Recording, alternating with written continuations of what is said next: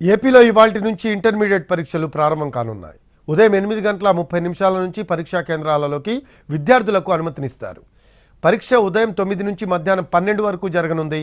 పరీక్షా కేంద్రాల్లోకి ఫోన్లు, smart వాచ్లు, electronic పరికరాలకు అనుమతిని నిరాకరిస్తున్నారు.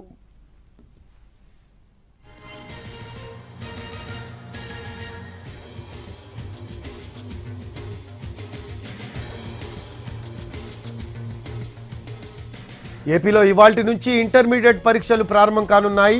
ఉదయం 8:30 నుంచి పరీక్షా కేంద్రంలోకి విద్యార్థులకు అనుమతినిస్తున్నారు. పరీక్ష ఉదయం 9 నుంచి మధ్యాహ్నం 12 వరకు జరగనుంది. పరీక్షా కేంద్రాల్లోకి ఫోన్లు, స్మార్ట్ వాచ్లు, ఎలక్ట్రానిక్ పరికరాలకు అనుమతిని నిరాకరిస్తున్నారు.